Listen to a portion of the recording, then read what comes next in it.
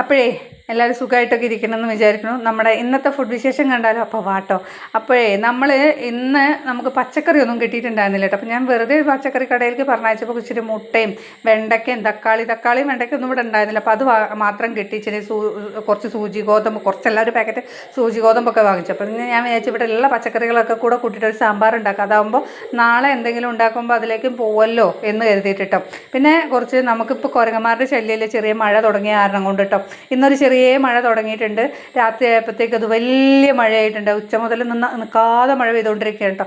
അപ്പോൾ കുറച്ച് മുരിങ്ങയിലൊക്കെ പറിച്ച് വന്നപ്പോഴേക്കും നമ്മുടെ പരിപ്പ് അവിടെ റെഡി ആയിട്ടുണ്ട്. അപ്പോൾ പിന്നെ അതിലേക്ക് വേണ്ട പച്ചക്കറിയൊക്കെ അഴിയാണ് കേട്ടോ. ഫ്രിഡ്ജിനകത്ത് ഉണ്ടായിരുന്ന കുറച്ച് പച്ചക്കറിയുള്ളൂ. ഉരുളക്കിഴങ്ങ്, നമ്മുടെ തക്കാളി, ക്യാരറ്റ്, ഉള്ളി, പിന്നെ കൊത്തമരയൊക്കെ കൂടെ കൂട്ടിയിട്ടിട്ട്, പിന്നെ വെണ്ടയ്ക്ക മാഷി കൊണ്ടുവന്നതിലുണ്ടായിരുന്നു. അതൊക്കെ കൂടെ കൂട്ടി ഒരു വെളുത്തുള്ളിയും തക്കാളി മുറിച്ചിടുന്നതിനകത്തോട് വീഡിയോ എടുത്തിട്ടില്ല, വീഡിയോ എടുക്കാൻ വിട്ടുപോയതാണ്.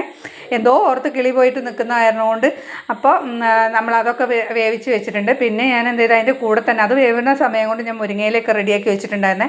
പിന്നെ വറവിട്ടിട്ട് വറ്റൽമുളകും നമ്മുടെ കടുകും ഉലുവയൊക്കെ വറവിട്ടതിന് ശേഷം നമ്മുടെ വെണ്ടയ്ക്ക വഴറ്റിയെടുത്ത് എന്നിട്ട് പിന്നെ നമ്മളെ വേവിച്ച കഷ്ണങ്ങളൊക്കെ അതിനകത്തോട്ട് ഇട്ട് സാധാരണ. പക്ഷേ ഇത് പുറത്തുനിന്ന് കടയിൽ നിന്ന് വാങ്ങിച്ചിട്ടുള്ള സാമ്പാർ പൊടിയാണ് കേട്ടോ.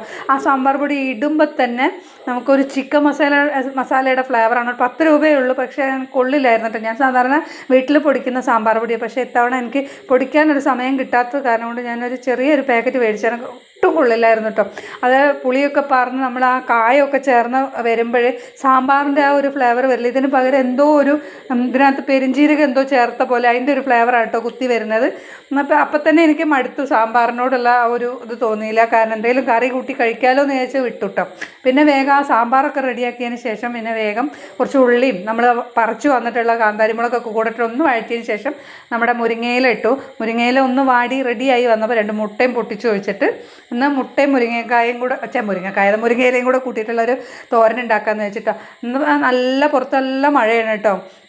അപ്പോൾ അതൊക്കെ ഉണ്ടാക്കൽ കഴിഞ്ഞ് ഒന്ന് ഇച്ചിരി നേരം റെസ്റ്റ് എടുത്ത് പിന്നെ ഉച്ചയ്ക്ക് ചോറിനാനിരിക്കും. ഞാൻ ചോറിന് കറിയിൽ സാമ്പാർ എടുത്തില്ല കേട്ടോ. ചിക്കൻ്റെ ഫ്ലേവർ വന്നതുകൊണ്ട് ഞാൻ സുർക്കയിലിട്ട നാരങ്ങ കൂട്ടിയിട്ടാണ് കഴിക്കുന്നത്.